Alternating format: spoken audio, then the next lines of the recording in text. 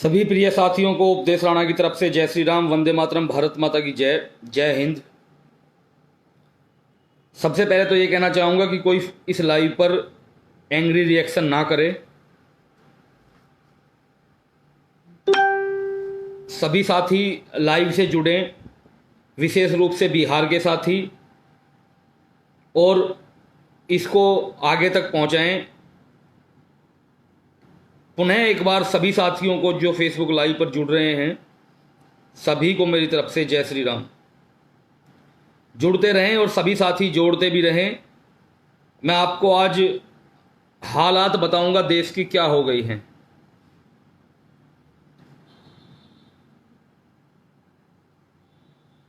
इतना बुरा वक्त चल रहा है कि देश पहले तो वैश्विक महामारी से परेशान है, लेकिन जो वैश्विक राक्षस हैं उनसे अलग परेशान हैं। सभी जुड़ते रहें और जोड़ते रहें। सभी से मैं ये कह रहा हूं, सभी साथी जुड़ते रहें और जोड़ते रहें अपने साथियों को। कोई एंग्री रिएक्ट ना करे फेसबुक लाइव पर, मैं आपको बता रहा हूं। ऐसी खबरें मैं आपको दिखा रहा हूं।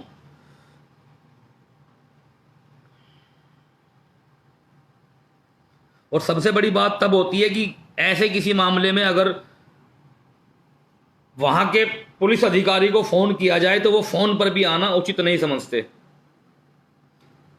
देखिए, पटना में, बिहार की राजधानी है पटना, वहां पर एक अपने भाई सन्नी गुप्ता रहते थे अपने परिवार के साथ। वहां पर दूसरे लोगों की आबादी का जो प्रतिशत है वो बहुत ज्यादा है। उनका सिर्फ इतना कसूर था कि वो एक जो मेजॉरिटी वाला इलाका है दूसरे लोगों का, उस मेजॉरिटी वाले इलाके में वो माइनर थे। वहां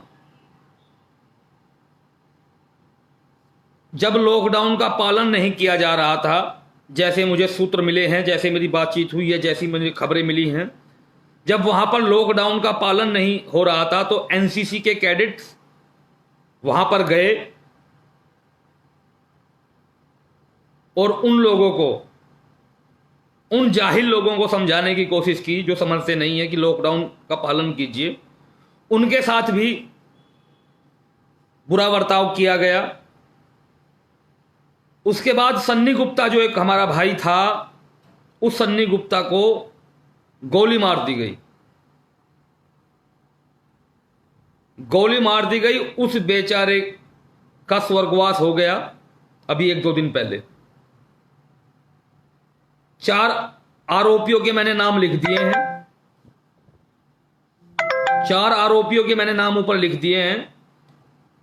5वां आरोपी जो मोहम्मद चांद है, उसकी तलाश है, जो मैन आरोपी है। 4 जिनके नाम लिख दिए हैं वो भी मैंने ऊपर, आप नोट कर लीजिएगा कौन कौन से नाम हैं। उसके बाद सुनिए मेरी बात आप, और सभी जुड़िए और आगे इसको बढ़ाइए। 2500 लोग जुड़ गए हैं। कोई, मैं नहीं मानता हूं कोई मीडिया प्रमुखता से दिखाएगी, और मैं इस बात को गर्व के साथ कहता हूं, मैं जैसा भी हूं आपका भाई हूं, और सीना ठोक कर हिंदुत्व के लिए कोई भी आवाज हो, चाहे वो रेवत सिंह हत्याकांड हो जोधपुर का, आज भी पेज पर पड़ा है, चाहे जहां भी जितने मामले हुए हैं, जो भी हुए हैं, मैं ऐसी आवाजों को हमेशा उठाता हूं। और इतना आसान नहीं है, इतना आसान नहीं है उठाना, यह भी मैं बता दूं। किस तरीके के कॉल्स आते हैं, किस तरीके का प्रेशर आता है उन लोगों के द्वारा जो ये अपने आप को अरबी समझते हैं। कैसे पीछा किया जाता है, कैसे रेकी की जाती है, वो सिर्फ मैं ही जानता हूं। आज का समय वो है कि आपका भाई ओपन चेहरा लेकर खुले में नहीं घूम सकता है। ये कोई डर नहीं है, ये केयर है, ये कोई डर नहीं है। क्योंकि हम 4 साल से काम कर रहे हैं, डरने वालों में से नहीं है, लेकिन केयर है। हमें पता है अभी हमारी जरूरत समाज को, राष्ट्र को, धर्म को है। और मैं खुद कहता हूं कि मैं आप सभी की आवाज हूं, इसलिए मैं कह रहा हूं कि देखने से अच्छा है कि ऐसी आवाज को निरंतर आगे बढ़ाया करो, जितना हो सकता है निरंतर आगे बढ़ाया करो, पहुंचाया करो। क्योंकि आज मामले आते हैं, कल किसी ब्रेकिंग न्यूज में आए ना आए, नीचे हेडलाइंस में चल जाएं, इलेक्ट्रॉनिक मीडिया में एक छोटा सा लेख लिखा जाए, यही औकात है हमारी। इसलिए जितने भी साथी देख रहे हैं, मैं उपदेश राणा सभी से निवेदन करता हूं कि लाइव को आगे बढ़ाते रहें, जो अब जुड़ रहे हैं। और ये बार बार कहने की बात नहीं है, आज भी और आगे भी। सन्नी गुप्ता भाई की हत्या कर दी गई, चारों नाम ऊपर मेंशन कर दिए, एक फरार है जो मुख्य आरोपी है मोहम्मद चांद। उसके बाद जब उसकी शव यात्रा निकाली गई भाई की, जब उसको लेकर जा रहे थे, उस पर भी पथराव किया गया, और दहशत में आगे पता है उस पर जिनका बच्चा चला गया, जिन बूढ़े मां बाप का चिराग चला गया, उन्होंने क्या किया उनका पता है। तस्वीर दिखाता हूं आपको, उन्होंने क्या किया।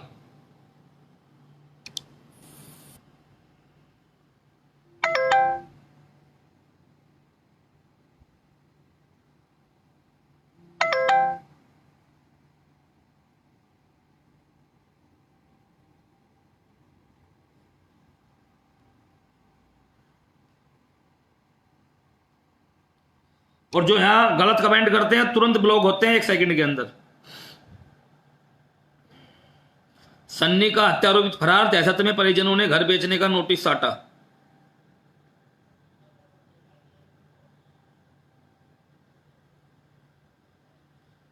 देखो और इसको आगे बढ़ाओ।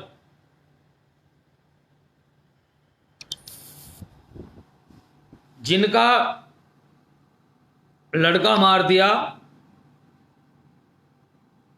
और जिसकी शव यात्रा में भी पथराव हो गया, और जो एक ऐसी मेजोरिटी के बीच रहता है जो मेजोरिटी शांति नहीं चाहती, तब जाकर वो परिवार अपने घर के बाहर बोर्ड लगाया कि यह मकान बिकाऊ है।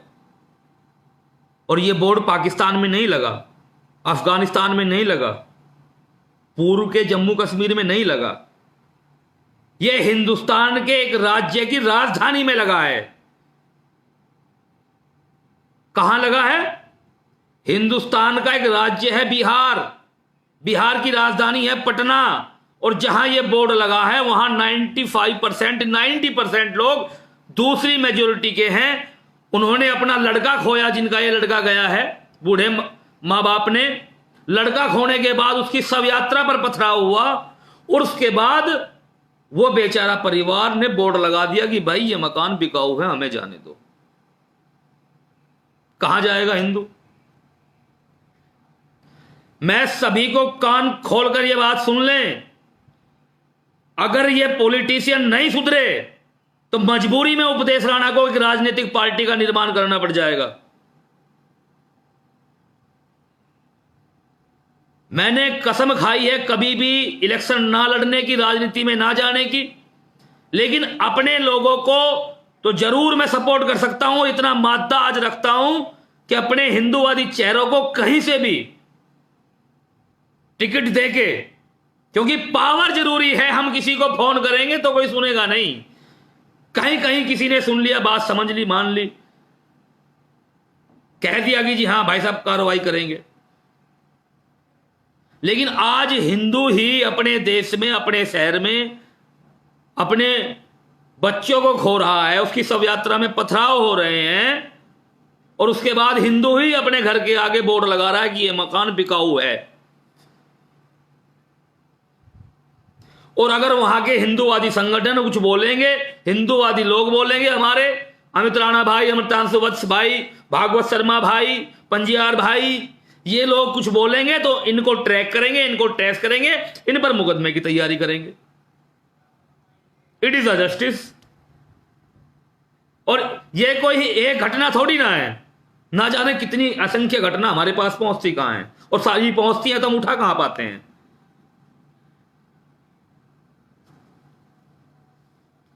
उनका हाल क्या है आप अंदाजा नहीं लगा पाओगे।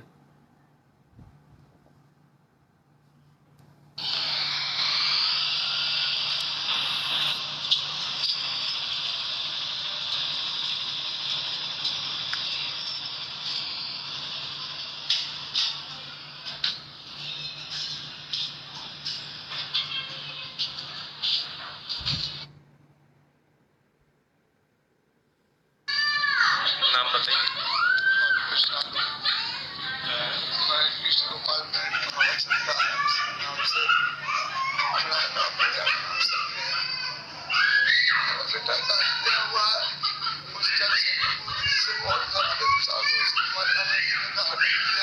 समझाते बुझाते थे ऐसा नहीं, और मैं पे टारगेट लिया था सर। मैं चाहता हूँ किसने मारा आपके पिता वार किया है। किसने वार किया है? नाम? जान उसके बाप है मोहम्मद हसनैन, सीजा कसीमर के रहने वाला है। है सर अपराध का, और मैं चाहता हूँ सर कि आप लोग के माध्यम से को याद रखे। और मैं एक विचार लिया हूँ अपने में, हमारा मकान अपने रहने के लायक पर मैं आप चाहता हूँ कि आपके साथ का प्यार मिले। मैं इसलिए धन्यवाद देता हूँ।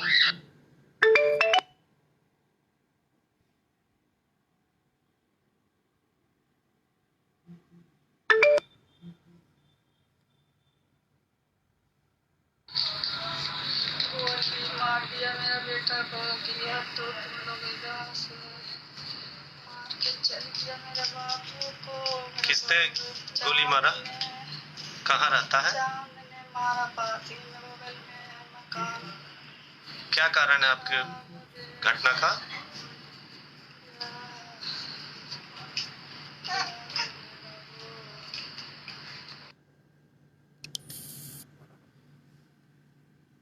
ये देखिए, ये हाल है। उसकी पत्नी, छोटे छोटे बच्चे, उनकी भी वीडियो आई, मेरी फोन पर भी बात हुई है। भाई दुख होता है, सरकार किसी की भी हो, कुछ भी हो, दुख होता है जब अपने ही देश में अपने ही हिंदू अपने घर के बाहर ये बोर्ड लगा दें कि ये मकान बिकाऊ हैं, तो उनकी दौड़ कहां तक है, वो जाएंगे कहां।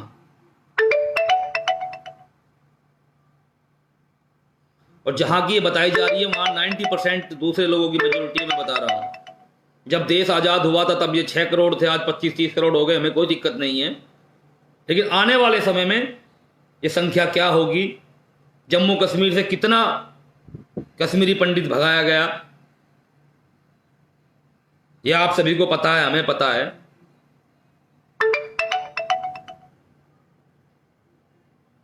सभी जानते हैं बंगाल में क्या हाल है, आसाम में क्या हाल है, अब तो जो मिड के क्षेत्र हैं ये, इनमें क्या हाल हो चुका है।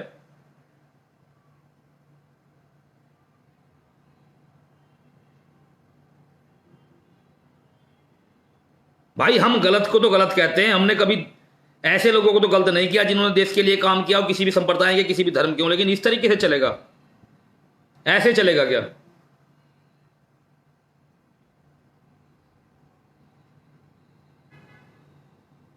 पटना के जितने भी सभी साथी हैं, आसपास के साथी, इस परिवार का सपोर्ट करें।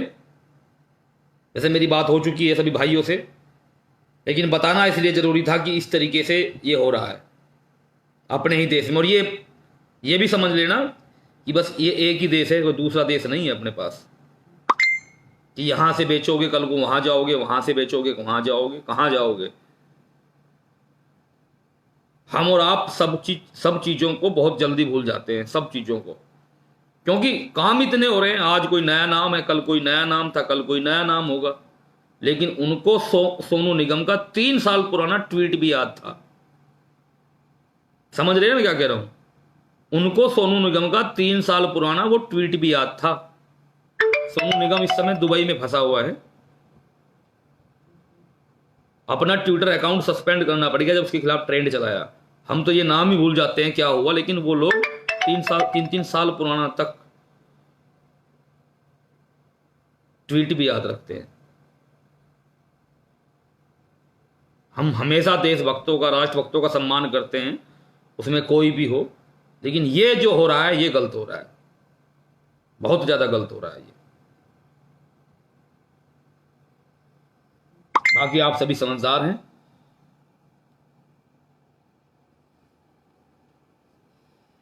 ध्यान रखिए सभी अपना।